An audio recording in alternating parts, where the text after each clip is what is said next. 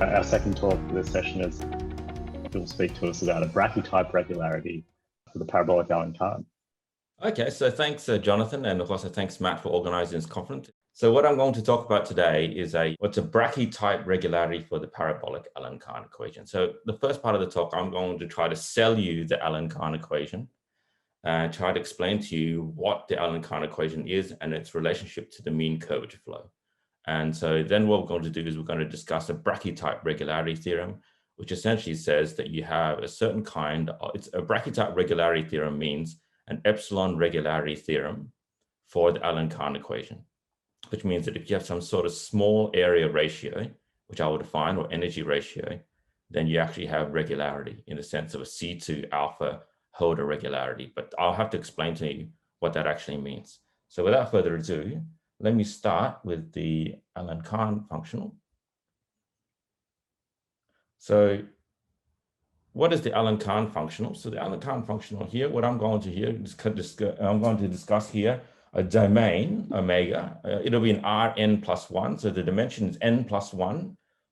And because I want to be considering level sets of the function u, so therefore I want the hypersurface or the level sets of the function u to be n-dimensional. Or you can actually just consider it to be a domain inside of a Riemannian manifold. And then the Allen Cahn functional is given by this quite simple functional here. So what you have is two parts to it. You have here the kinetic energy, which is essentially the Dirichlet energy. And then you have a second part here, which is the potential energy. Okay, so epsilon grad u squared divided by 2 here because, well, you want the factor to turn out nicely. And then we have this W, U, which is the potential energy. And typically the potential energy here we'll consider double Weld potential. So WT is equal to 1 minus T squared squared. And here what we consider here d mu epsilon, which is going to be the energy measure. Okay, fairly straightforward. So here's an example of a potential energy, a double Weld potential. And what you can see in the double Weld potential is that you have two welds, which are local minima for the potential, plus and minus 1. And then you have here in the middle, okay, an unstable critical point. And so what happens here in this functional is that when you try to look for critical points or try to minimize the Allen Cahn functional, what it's trying to do is it's trying to immediately try to minimize the grad u squared, but it's also trying to find zeros of the potential function. So the zeros of the minimum of the potential function are given by plus and minus 1, which will be constants. And then you have look for epsilon grad 2 grad u squared. So these two actually pay off against each other.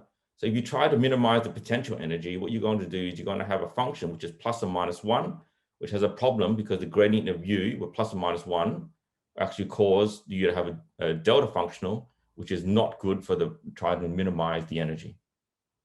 Okay, so this is essentially what this is trying to do. So this is the Allen Cahn functional. It's a fairly well-known functional. It was actually originally introduced by Allen and Cahn, and what they were trying to do was trying to minimize two phases of a particular kind of material, for example, gas and liquid of the same material, or solids and liquids. And what they were trying to do was model the interface between the two. And so the plus and minus 1 here refer to the two different phases of a liquid and gas, or a solid and a liquid.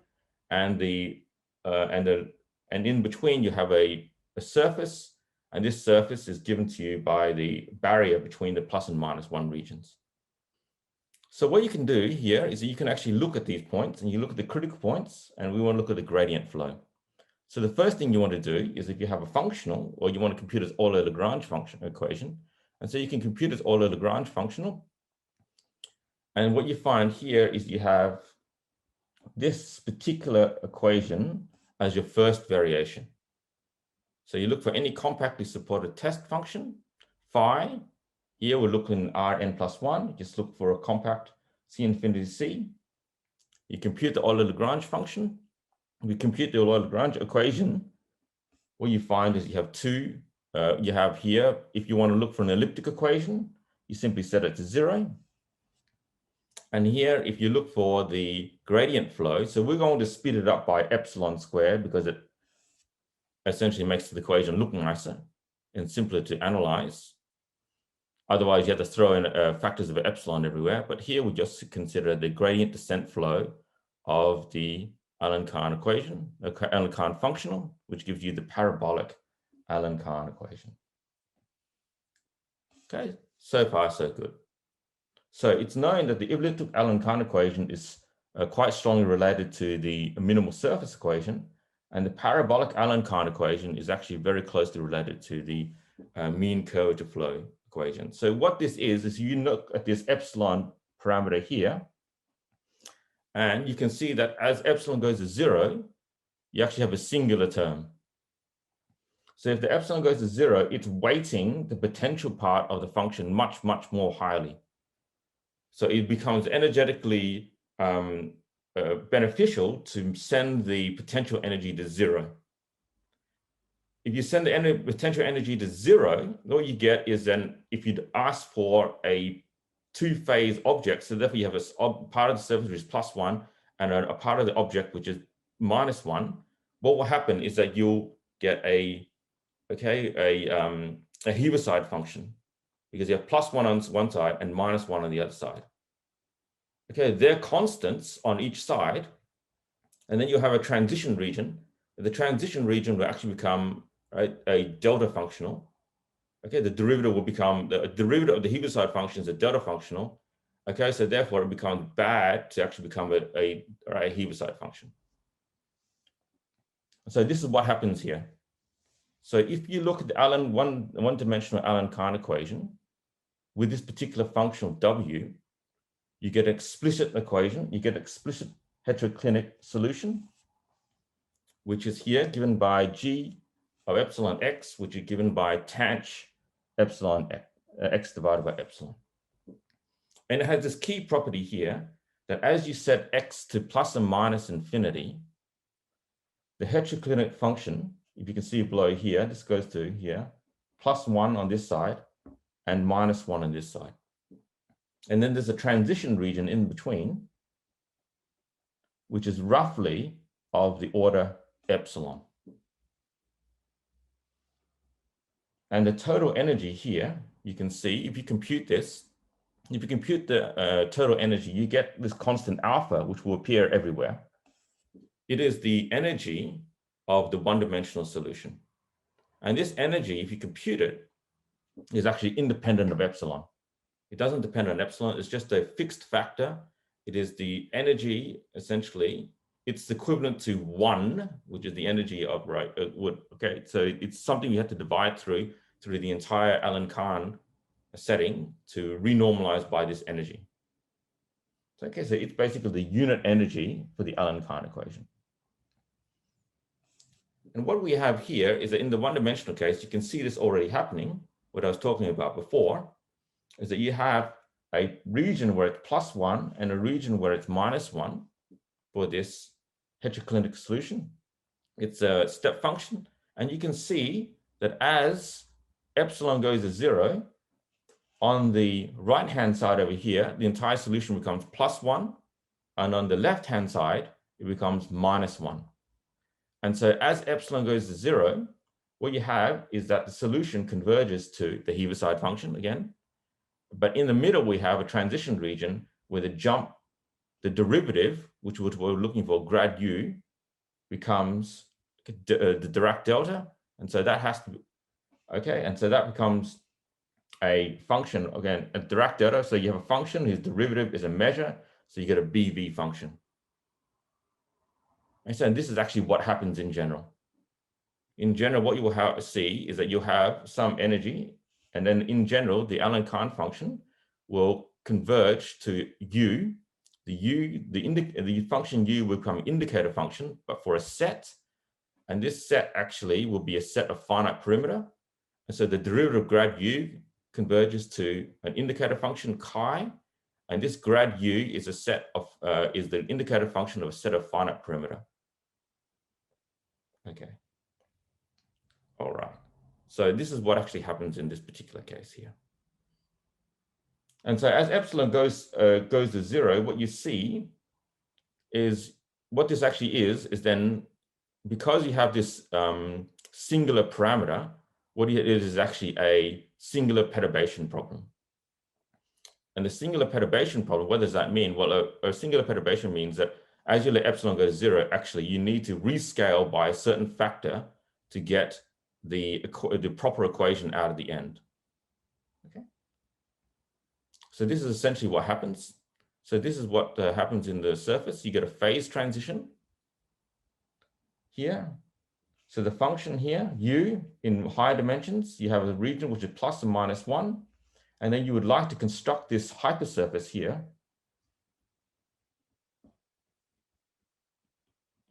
In the middle. And here is your transition region epsilon.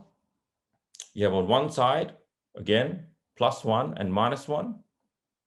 The function u epsilon, Rn, goes into R and describes a continuous transition between the two phases, plus or minus 1. And technically in the middle, there should be a surface, which is the nodal set. And this nodal set here is the surface that you're actually interested in.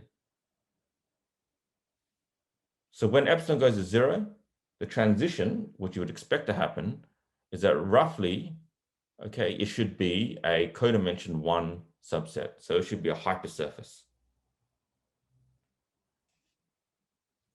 So when you send the parameter epsilon to 0, what we do is we start off with a nice, closed, smooth hypersurface.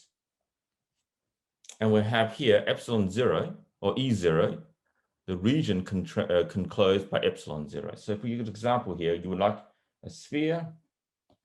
This is our surface, simply 0, n. And then in the middle, we'll have here E0, which is a region enclosed by epsilon, by sigma 0.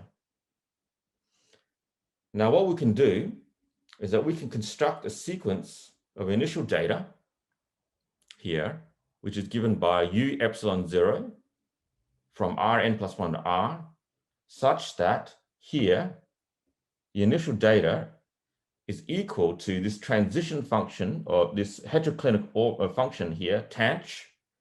And then we have here the distance function from x to sigma 0 divided by epsilon, because that's our parameter, near a tubular neighborhood of sigma 0. So on the tubular neighborhood, the distance function is well defined.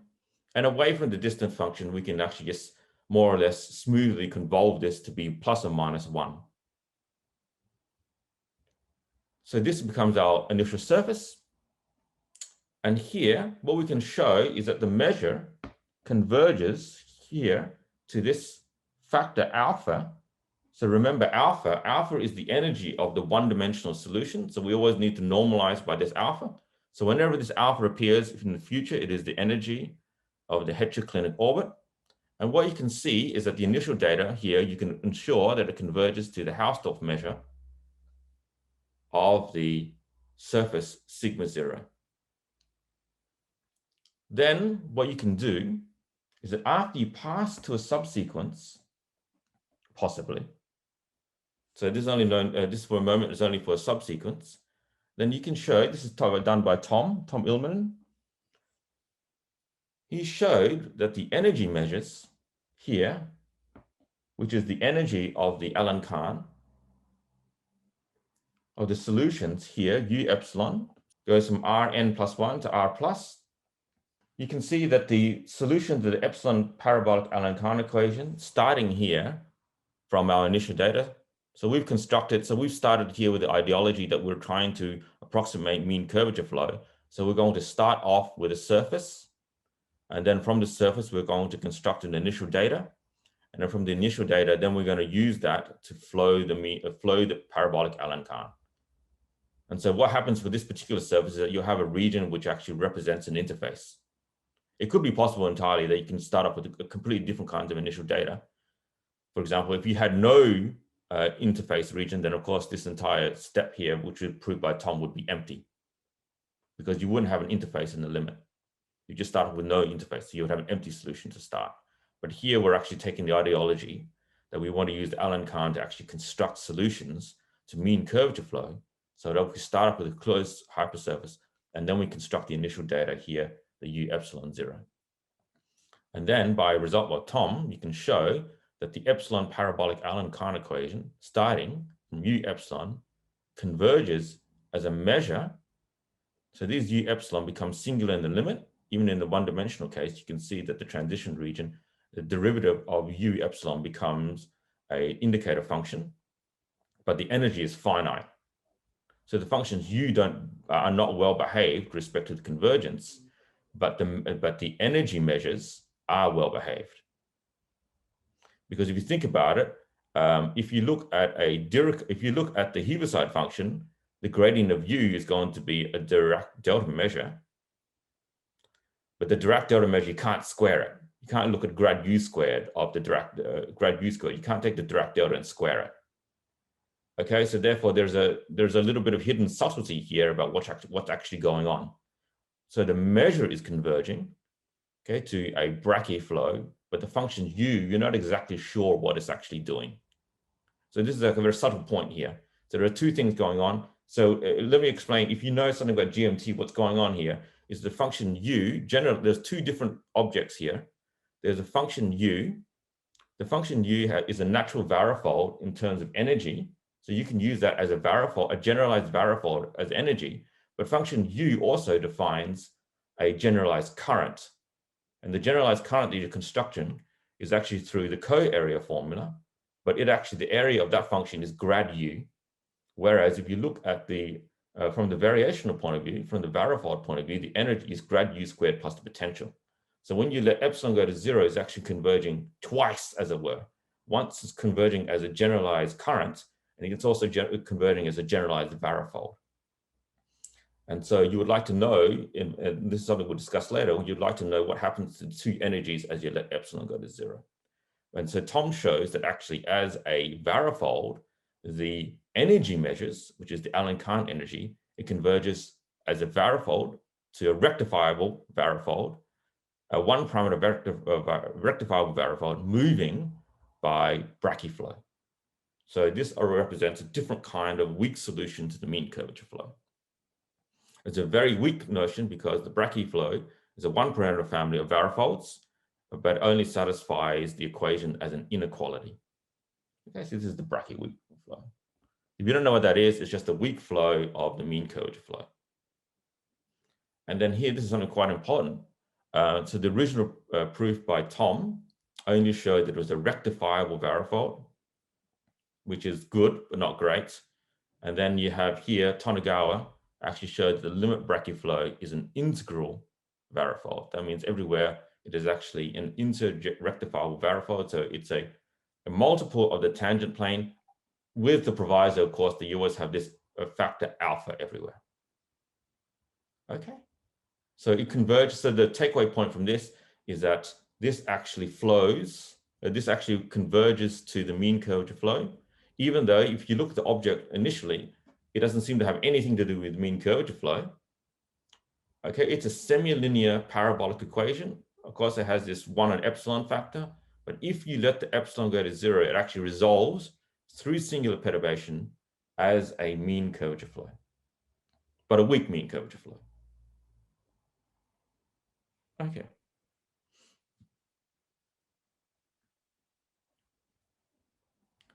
So here, so let's just recall what the mean curvature flow, everyone knows what the mean curvature flow. Recall the family of hypersurfaces, sigma n, Rn plus 1 is evolving by mean curvature flow if you look at the position function and you move the position function, there's a gradient descent flow of the area, which of course is the mean curvature flow, a mean curvature vector. Okay, this is the mean curvature vector, so it would be minus h, where h is the scalar mean curvature, times nu, where nu is the inward pointing vector. Okay, now, of course, it's very well to say that it actually is a nice, well, it converges to the mean curvature flow as epsilon goes to 0. What you would like to know a little bit more is that try to sell you a little bit more on the Allen Cahn is that in the intermediate region before epsilon goes to 0, the one of the nice things about the Allen Cahn is it actually has a lot of conditions which are, or structure, which is actually related to the mean curvature flow. So one of the things which is actually nice about it, oh wait, sorry. So let me just look at this. It has each of the U epsilon actually has good regularity from the theory of semilinear parabolic PDE. So the function U, you can see that it's a subcritical PDE. So for each U epsilon, it's actually a perfectly regular function. It exists actually for all time because it's subcritical. So you have good regularity for the function U itself. However, the measures themselves, d mu epsilon, okay, they are not actually, of course, they cannot themselves be integer rectifiable varifolds because they're diffuse, because they're level sets of function U. So they're not even integer rectifiable radon measures. So in general, the convergence is only as a radon measure. So what we're going to do in the later part of this talk is we're actually going to look at a local regularity theorem for the convergence of the intermediate level sets or the transition layers of U epsilon. So you would like to know what's the regularity of the function U epsilon under an almost unit density assumption. This is the epsilon regularity part. So let me talk a little bit more about the epsilon region here.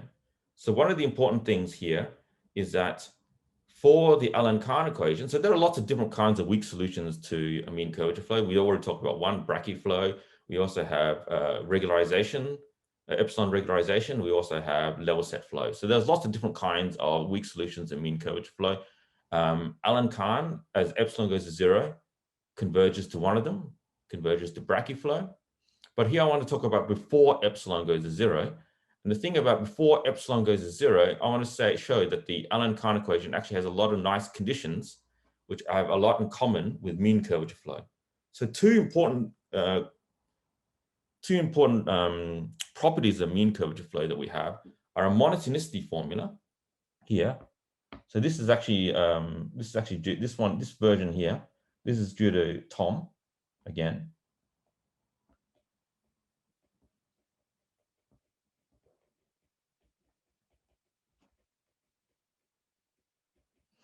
So the two, I think you probably say the two important conditions that are actually preserved by mean curvature flow are, well, one's a functional, which is the monotonicity formula.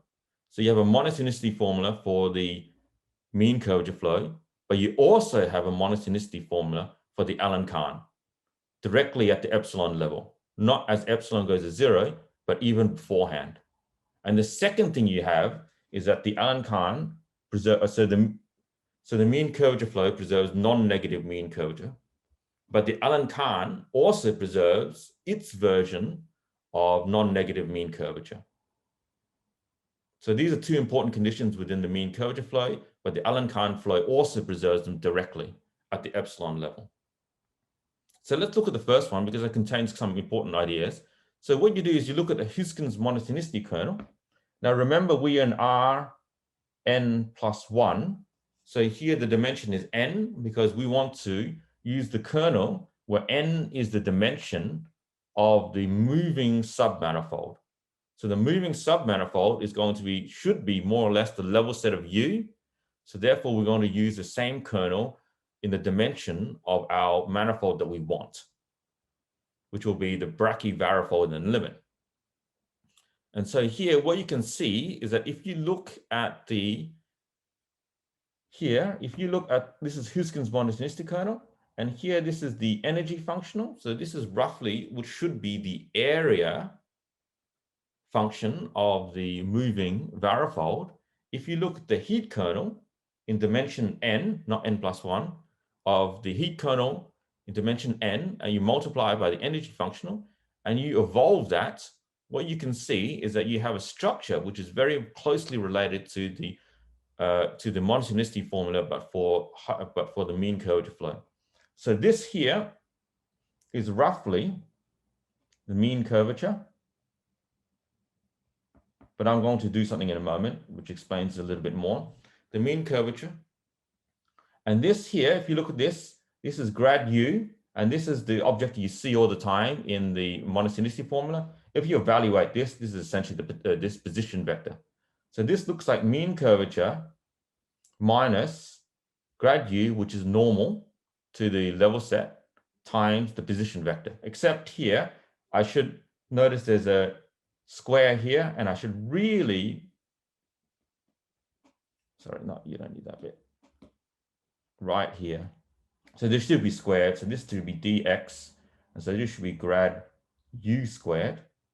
So this roughly says the mean curvature subtract the normal dot the position. So this is exactly the same term that appears, but in an you have to interpret it in an Allen Cahn sense that appears in the monotonicity formula, Hiskin's monotonicity formula. And then since this actually isn't mean curvature flow, there's an additional term, and this is the additional term. This is known as the discrepancy. And it's the difference between here, epsilon here, this is the potential, this is again the kinetic energy. And this is the potential energy.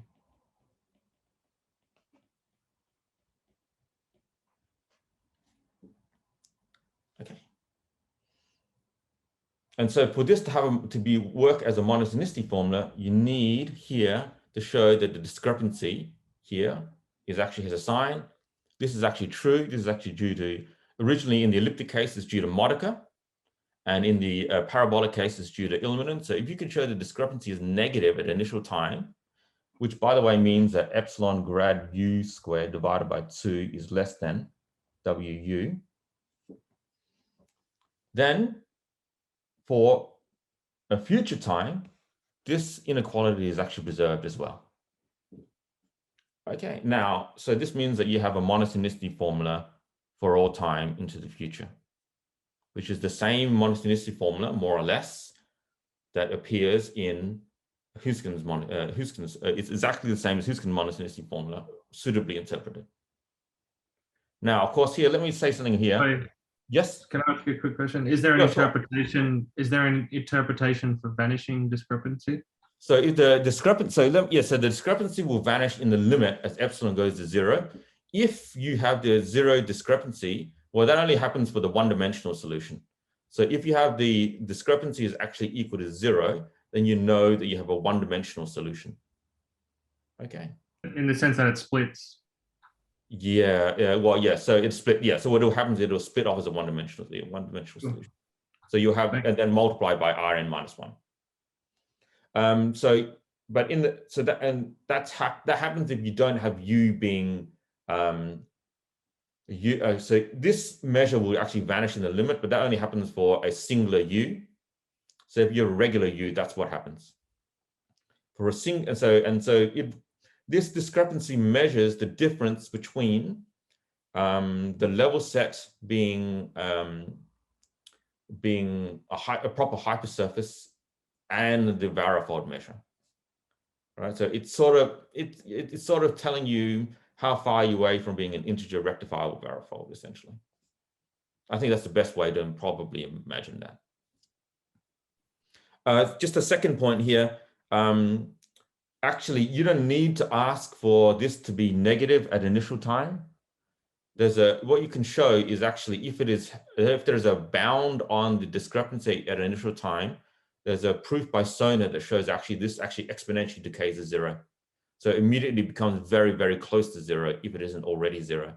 So you don't actually have to put this condition in, but if you, but it is something useful to have. But there's a lot of, but in general, it won't be negative. But it will become negative very quickly. And so the second thing I want to say here is that, of course, since the Allen Cahn is a subcritical semilinear PDE, the phase function actually exists for all time. And what will happen is that if, for example, you have that it is +1 at infinity, so for example, that would be the case where it represents a compact hypersurface, what will happen is that the whole thing will converge to +infinity at infinite time. So what this says is the function u itself does not actually form any singularities. So therefore, you want to ask yourself here, U does not form singularities, but the mean curvature flow does form singularities. So what's going on here? What is probably going on is the function U, well, it's like a Morse theory. So the zero set of U is where the singularities occur.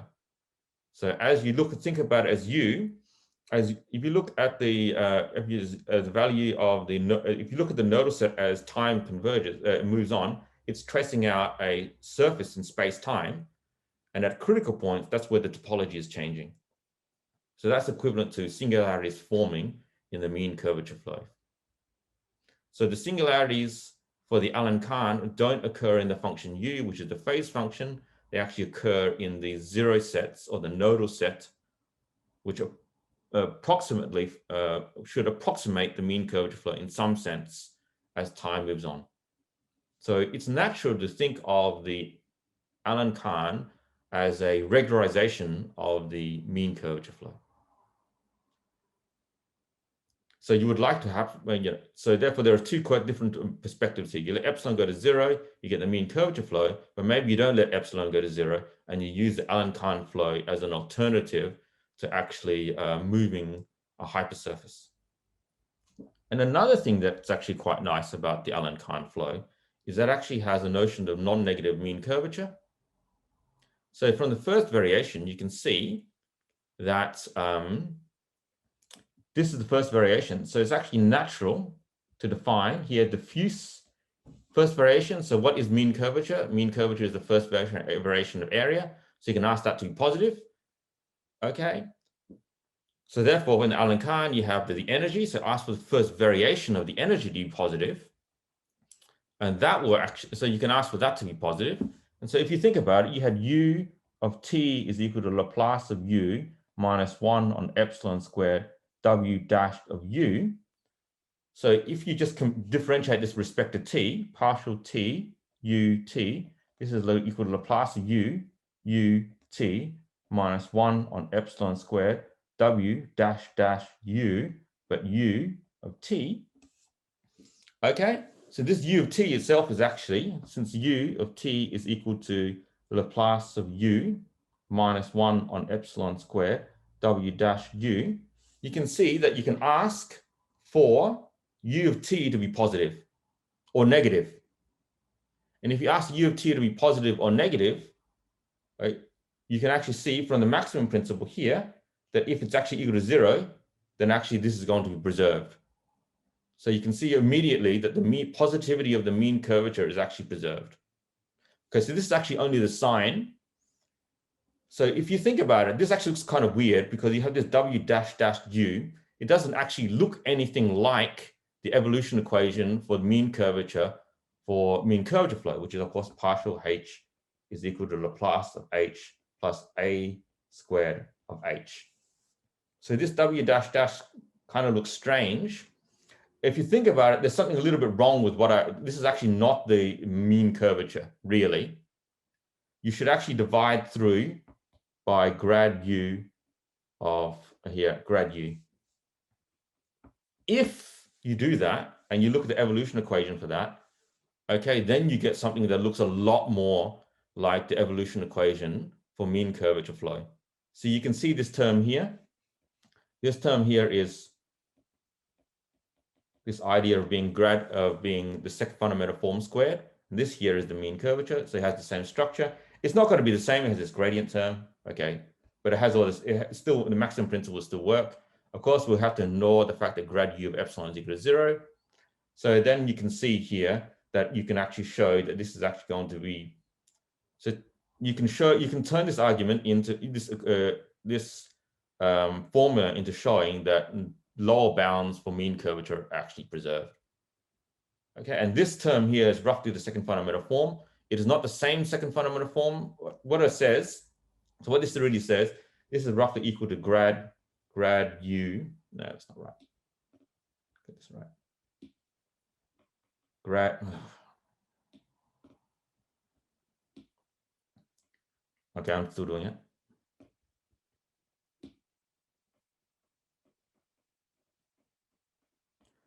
Okay, so you can show that this term here is roughly this term.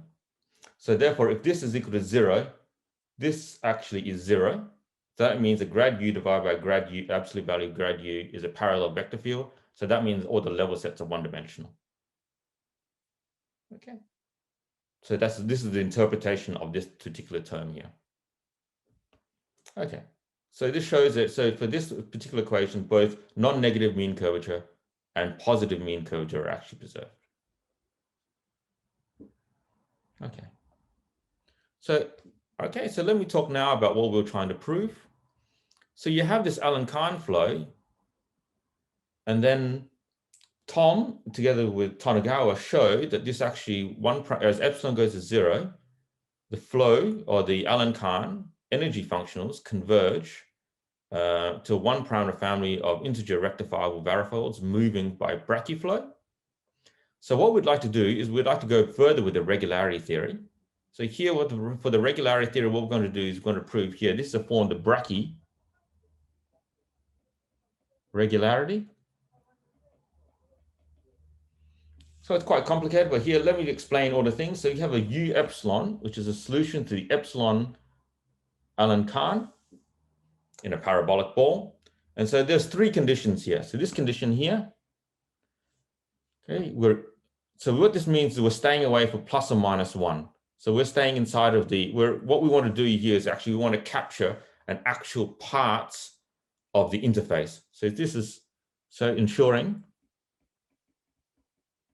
we are near the interface. This condition here is just discrepancy. So this ensures that we have our monotonicity formula, and this is our unit density hypothesis. Okay, so this is near. So we're saying that the area ratio, okay, so R0 minus n, because we're n-dimensional, and minus 2 because we're integrating over space-time, and time counts as twice space. And then we're saying here 1 plus tau 0, so it's close to 1. Alpha, because the Allen Cahn, you always normalize by the energy of the one-dimensional solution, and here is omega n. So then up to rotation, what we can see is that the level sets here are represented by graphs. So this is before epsilon going to 0. So each of the level sets of the Allen Cahn can be represented as graphs, and the graphs are C2 alpha graphs with a bound K0. And the point here is that this K0 is independent of the epsilon. And the C2 alpha is a parabolic C2 alpha norm. So this is a partial regularity theorem, essentially, for the Allen Cahn flow. So this is before epsilon goes to 0. So for epsilon goes to 0, you have the Brakke regularity. So here, what we have is that before the epsilon, we can show that if you have sufficiently small density, this is essentially what this is, parabolic density. If the parabolic density is sufficiently close to 1 and you're close to your actually capturing a part of your interface, then you have C2 alpha estimates. Okay.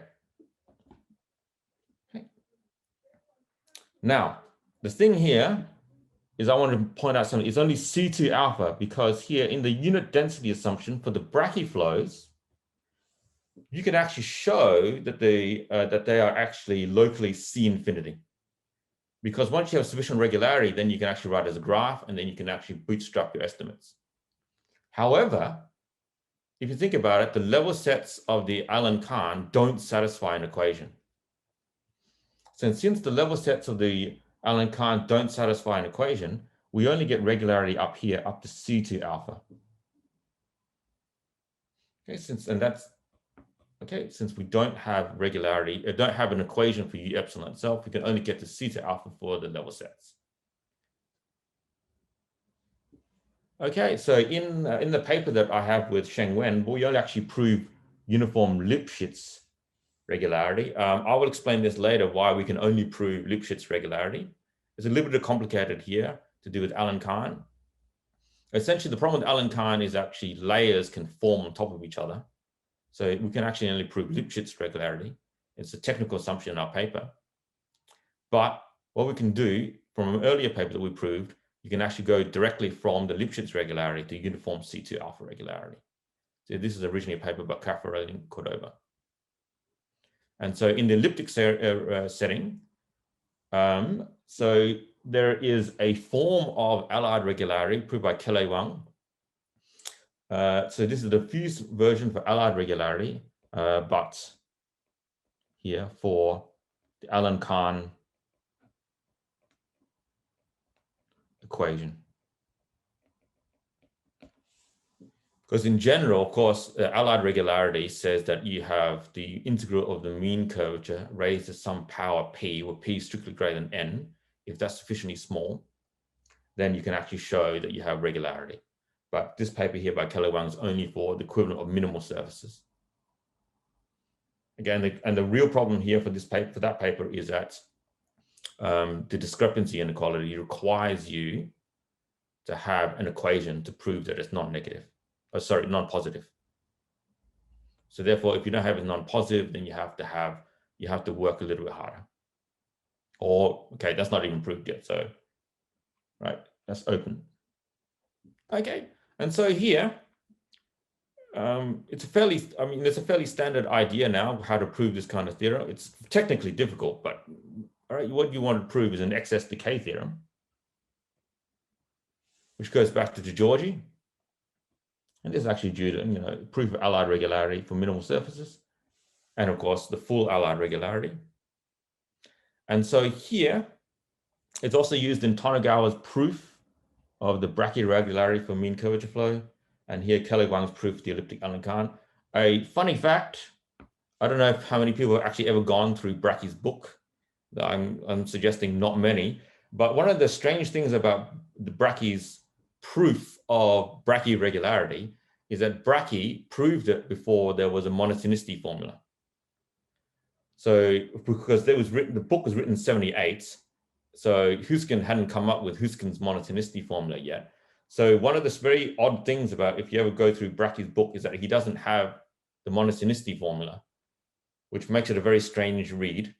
So, but Tonegawa has a book where he goes through and he sort of reproves the Brakke regularity theorem, but with Hiskin's monotonicity formula.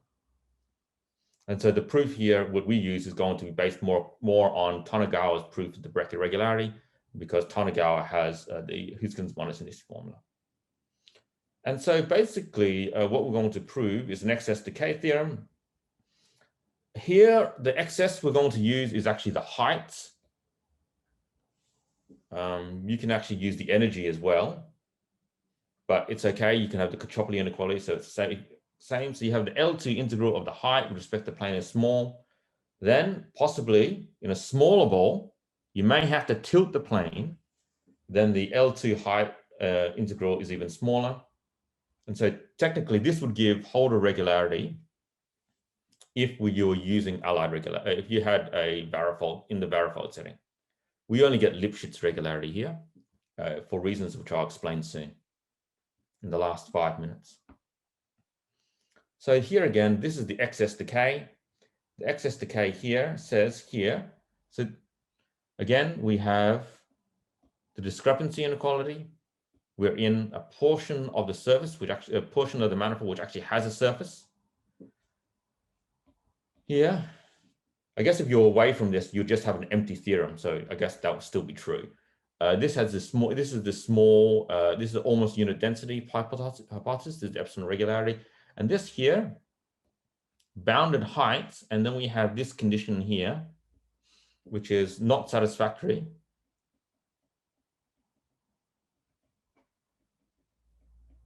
Right, from, okay, Allard or Brakke. And this is an Allen Cahn artifact.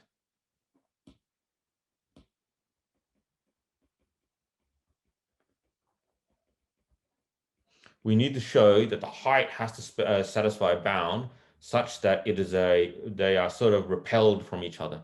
And this is possibility, comes from the possibility of layering in the Allen Cahn. Okay, and then here what we can show is that you can then tilt this plane T. You can find the lambda belonging to R, such if you tilt the plane T, you can actually get, this is the decay theorem here. Okay, so you get n minus 4 and theta, where theta is less than 1. So this is the decay theorem. So this is again the height, and so the tilted height is bounded by the original height.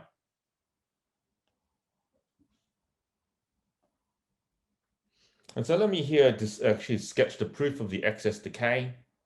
What you require is a Cochopoli type inequality for the time slices.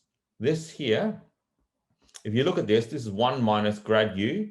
So what this basically is the gradient, but in the direction of the actual manifold. So you're just subtracting off the normal direction of the derivative. And then this is bounded by here, the height. Okay, but now you have to be more careful. We're non-linear here. This is Allen Cahn.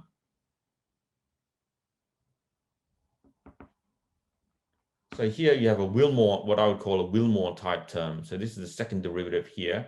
So this is the energy, this is the mean curvature squared, essentially. So this is essentially the Willmore type term. So it is actually a little bit different from, of course, a standard Cochopoli inequality. So we need to bound this term. You can bound this term, okay, which is deduced from this kind of energy inequality. So here, this is ET is essentially the area. H is the height, and this is the energy again. And the key thing is in this inequality here, this n minus 3, n minus 1, we're going to go n greater than equal to 4 because the n equals 3 case we actually did in the original paper, so we don't need to consider. It's actually less than 1. This is a key part of the inequality. This part energy inequality here. And then here, what you need is an Allen Cahn version of class Ecker's L to the L infinity estimate, which is a very interesting estimate, but I've never really seen it used anywhere. It's quite fascinating, but I don't know. I mean, I've never really seen it used. I think Tonegawa, except for Tonegawa using it in his proof of the Brakke regularity. So we need a version of Ecker's L to the L infinity estimate, which just says that the soup, this is the L infinity part, and this is the L2 part. This should be a dt. This is the L2 part. And so it says here you have the L2 height. So the L infinity height is bounded by the L2, but in time. So if you combine this with the differential inequality here, you can actually prove a Cochopoli type inequality, which of course is our reverse Poincare inequality. So once you have the Cochopoli inequality, you're in good shape. Okay, so therefore now you can run through, I guess, the standard, if you want to say, standard regularity theory of Brakke. You can prove by a Lipschitz approximation and a blow-up argument to the heat equation. You actually directly get the heat equation now. You don't actually even have to look at lower sets over a function. You actually look at the lower sets, u epsilon, and they actually converge to a heat equation. And so it's a contradiction argument. You ask that you don't have the excess inequality, but then you blow up to a heat equation, but the heat equation actually satisfies an excess estimate, so that's a contradiction. Okay, so this is very, very, very technical, but of course, this is essentially the idea of what's going on here. Okay, so that's the, I'm running out of time. So that's the Brakke regularity. And so here, I want to return to the question that I asked originally. So if you start off with mean convex initial condition, you know that the limit Brakke flow is a Cochopoli set, okay, or a set of finite perimeter. And the Hausdorff dimension of the singularity is almost n minus 1. Okay, so that's due to Brian White. And you know here that a subsequence of the Allen Cahn equation, u converges to u epsilon converges to u, which is 2 times the indicator function of E, which is a Cochopoli set, a set finite perimeter, in a BV sense. And so by the compactness of BV functions, u epsilon converges to u in L1. And here you have the lower semi-continuity for the energy. So a question raised by Tom was whether we can actually show that this is actually equal to this. So what's going on here? So you know that the varifold vectors are actually converging. That's part of the construction of the Allen Cahn. So what's going on here? Well, actually, so that's showing that the gradient of u squared is converging to the gradient of u epsilon squared is converging to the gradient of u squared, essentially. So that's an L2 convergence. That's a varifold. Okay, that doesn't really make sense because grad u doesn't have a derivative in second derivative, but that's what's going on. So the question here is that does the gradient of U converge? Because this is what it means to be for the area to converge as a Caccioppoli set. So what is that saying? Again, going back to GMT, what you're saying is you have U. If U is an indicator, U is actually the indicator function of a generalized current, and that can converge. Okay, but as a current, the area of currents or the mass of currents is only lower semi-continuous. So you can have mass loss in the limit. But the varifolds, of course, they're much better behaved. The varifolds, the area is actually, well, the energy is continuous with respect to convergence. So the area converges as epsilon goes to 0. So you have area convergence as a varifold, but you might have area loss as a current. And so the question here is in the mean convex setting, okay, do you get, is there no mass loss or there's no, what's cancellation in the BV convergence? Okay, because you can have two planes with opposite orientation as current and they can converge and they will vanish in the limit. But that, of course, doesn't happen with a varifold because they just converge to 2 times a plane. And so here, using our theory that we just proved for the Brakke regularity, you can actually prove this. So if you have a mean convex closed hypersurface, the sequence of solutions U epsilon to the Allen Cahn equation, okay, they converge to this indicator function. You have BV convergence, and you have no cancellation in the BV convergence. So here, the convergence of a generalized current is the same as the convergence as a generalized varifold. And here, the limit is a mean curvature flow, which is a Brakke flow. Okay, so let me quickly discuss the proof. There's a good part and a bad part, the regular part. So no cancellation occurs in that part using the co-area formula and the C2 alpha regularity. And then you have to look at the defect measure. And the defect measure, this is actually comes from a paper by Jan Metzger and Felix Schulze, where they proved no mass drop for positive mean curvature for the Brakke flow. This is actually supported on a singular set. Then you can use a priori bound here and they showed that n Hausdorff dimension is 0 for the singular set to get the conclusion. Okay, so some here questions. So let me talk about this. So you can ask all sorts of questions. And so the ideology here at the end is that you can take a lot of things from varifold theory, and then you can ask the same question, does it hold for the Allen Cahn? So here we prove the Brakke regularity, and there's already an allied regularity for the Allen Cahn equation. So can you get a general allied regularity, but for the diffuse measures? Can you get other geometric inequalities for hypersurfaces, but push them across the Allen Cahn? So for example, can you prove like a Marcus-Simon-Sobolev inequality? And here, there's a little bit more question here about the limiting mean curvature flow. So in the case where we have, essentially we use Brian White's result, and Brian White's result, what you have is actually, you have essentially the multiplicity 1 conjecture. And so here, you know, along the case where there's no sudden mass drop, okay, this is continuous. And here, each tangent flow is multiplicity 1, and the flow is fully regular. So can we, in this particular case, can we extend the Brakke regularity, or the case for mean convex is the case where you actually just only have a right, have BV convergence or non-cancellation in the case where you have a continuous, no mass drop, and you know that the tangent flows are multiplicity 1 everywhere. Okay, I ran out of time, so I'll stop there. Thanks, Jorge. Do you have any questions? Yeah, Felix, please. This statement about the statement from Payne. So yeah. Is Hn here with respect to the space-time track, or what is the assumption here for the second condition? So it is. So essentially, it's going to say that the Hn measures. So it is essentially assuming the multiplicity 1 conjecture. So how much can you take out? I think you can. I think this is space-time H almost everywhere.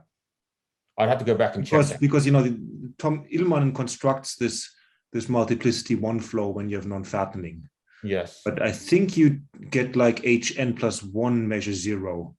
Yes. Because he looks at the space-time track as kind of a Caccioppoli set, and then you get almost everywhere there a a kind of non like just if you take it Euclidean, yeah, like an elliptic tangent, a tangent plane, but it then sort of can work. But I think this doesn't apply. He needs more. Am I right?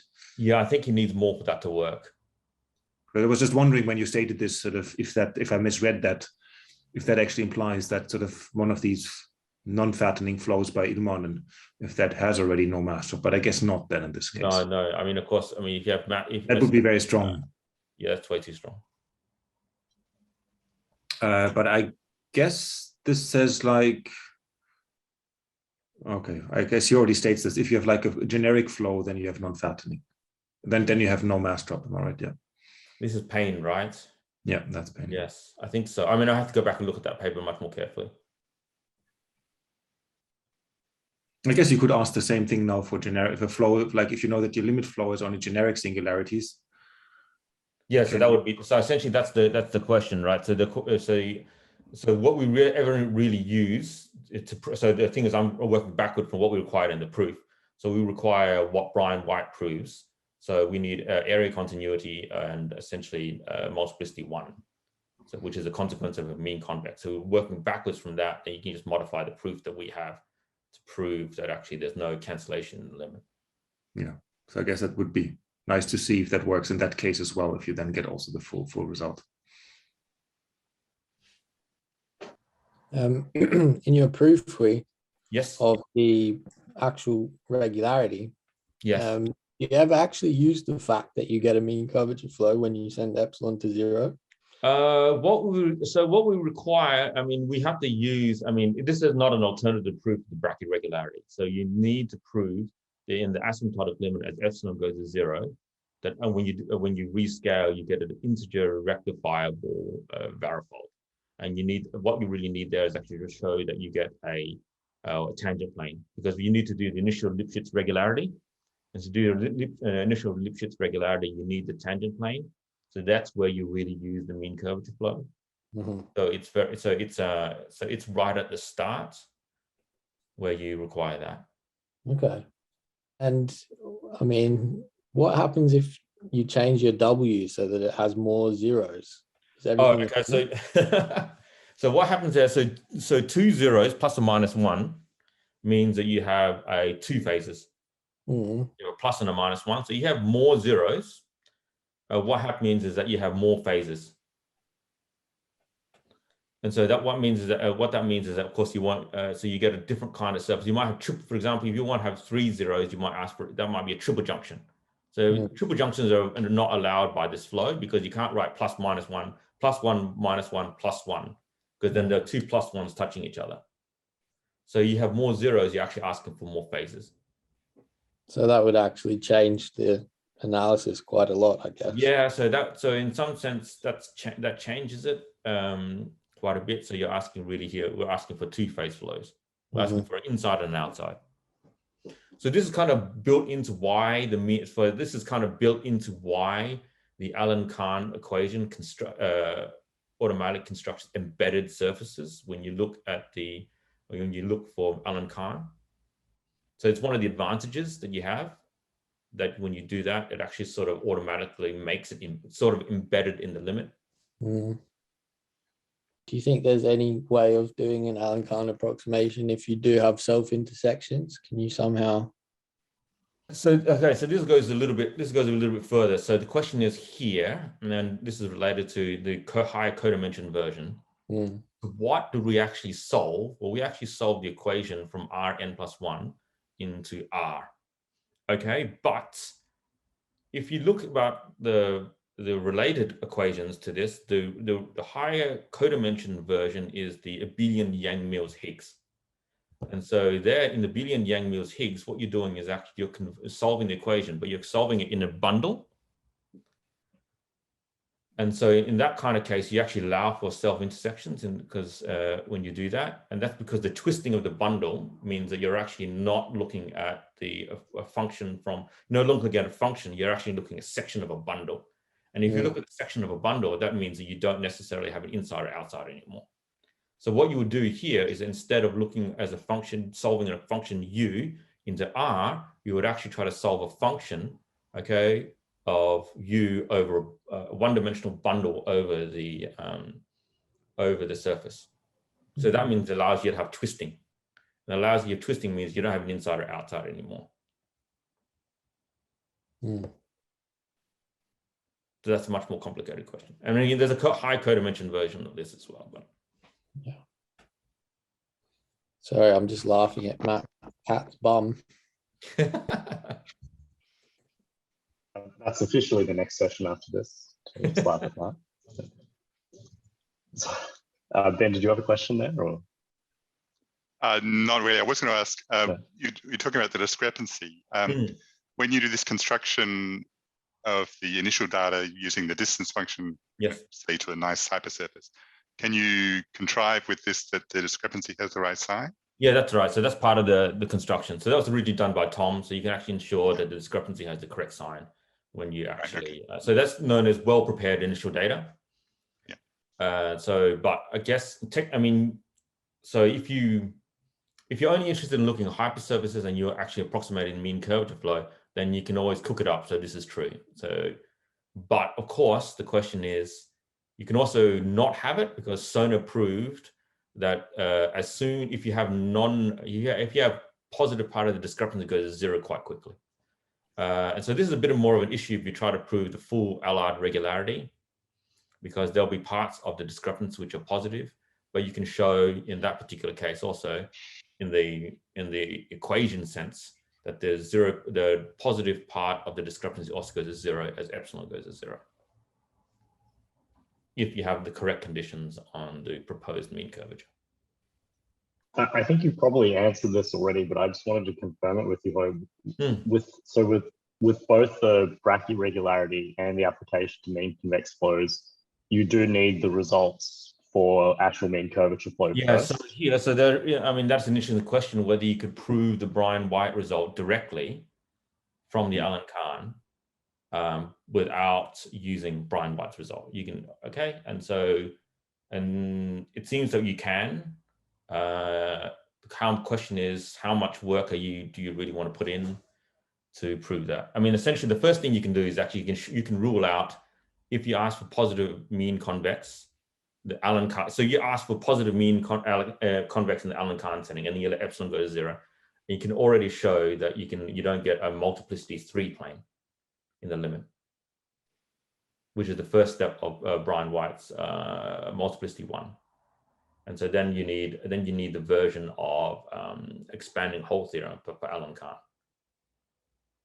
which I think you can. And I think if you look at the recent construction by Costante Bellatini, he uses a similar kind of idea. And so you can show there that if you modify that proof, you can prove a no expanding Hall theorem, but directly at the epsilon level for Allen Cahn. Do you think you could reasonably have a tilt? So presumably, the long tilt is some long-winded route to proving multiplicity 1 conjecture. Yes. But well, you win either way, because if someone proves a multiplicity 1 conjecture, then you can actually show, right, in this particular case, then you can show it converges, or you can go the other way around and hopefully use Allen Cahn to prove a multiplicity 1 conjecture. That would be the hope. Do you think there's maybe a cheeky proof using the parabolic Allen Cahn in this standard mean curvature case? Because that paper is sort of, maybe it's not mysterious anymore, but it was slightly mysterious when it came out. The which one, the bounded mean curvature for the Bing Wang and oh yes, I know that paper. Yeah. So you're thinking if you have bounded mean curvature, then you get the multiplicity 1. I'm not sure what that would mean here. I guess in the epsilon limit, because you only have the mean curvature as a function, but it doesn't really convert. I mean, I guess it converges in measure. And then you would ask that it converges. I'd have to think about that, because there's a separate path, right? Because there are no singularities in the Allen Cahn. And so you have to ask there's a question about what the multiplicity 1 would mean directly for the Allen Cahn. Yeah, makes sense. Because the singularities of the Allen Cahn occur in the nodal sets, but not in the actual energy functional itself. But well, if there are no other questions, the sun's just about set. So thank you for it again. And Okay, thank you.